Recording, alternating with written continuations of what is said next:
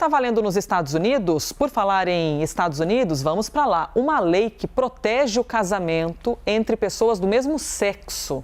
Vamos conversar com a Mariana Giangiacomo para saber mais a respeito dessa lei que protege casamentos de pessoas do mesmo sexo. Tem muita gente comemorando, né? Porque essa lei foi aprovada num momento, Mariana, em que parte dos americanos vive o medo da reversão de direitos na Suprema Corte, como o que aconteceu e a gente noticiou aqui com o aborto. Bem-vinda.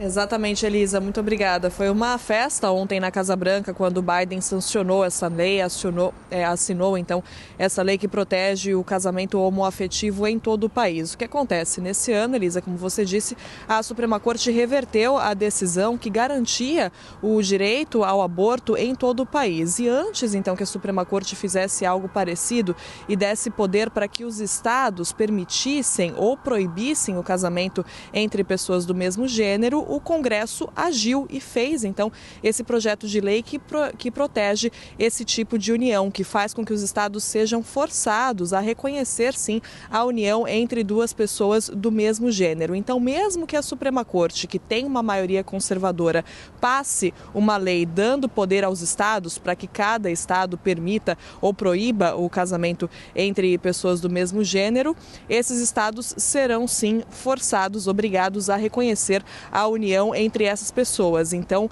aconteceria algo parecido com hoje. Então, se algum estado, por exemplo, barrar o casamento gay, esse mesmo estado vai ser obrigado a reconhecer pessoas que se casaram em outro que ainda vai continuar permitindo, como, por exemplo, Nova York, né, que é um estado mais liberal, que certamente nessas circunstâncias continuaria permitindo o casamento entre pessoas do mesmo gênero. Isso caso a Suprema Corte realmente passe uma medida como essa, né? A gente ainda não sabe, claro, se isso vai acontecer. Foi um temor dos ativistas pelos direitos LGBTQIA+, que levou então ao Congresso tomar essa medida e trabalhar nesse projeto de lei. Era o que Biden queria ter feito, na verdade, com relação ao aborto, transformar o direito ao aborto em uma lei federal, só que ele não tinha apoio suficiente no Congresso para fazer isso. E no caso do casamento gay, teve apoio bipartidário, apoio de senadores e de deputados, tanto do Partido Democrata quanto do Partido Republicano. E é interessante até a gente avaliar isso, porque o Partido Democrata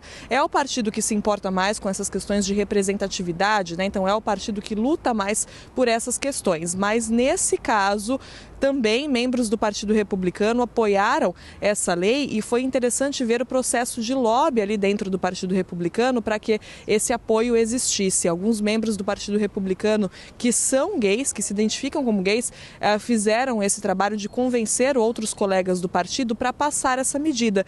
Então o Congresso realmente não teve apoio suficiente para transformar o direito ao aborto em lei federal. Ali realmente só os democratas apoiariam essa medida, não os republicanos, mas na questão dos direitos LGBTQIA+, especificamente nessa questão do casamento, houve sim apoio entre membros do Partido Republicano e por isso foi possível passar essa lei que força os estados então a reconhecerem a união homoafetiva. Então isso virou lei, mesmo que a Suprema Corte passe algum tipo de medida, mude o status do casamento gay hoje, da forma que é hoje, essa união está reconhecida, deve ser reconhecida em lei. Então por isso foi um grande dia de festa, uma festa lá na Casa Branca, enquanto Biden colocava essa lei em vigor. Elisa, de volta com você.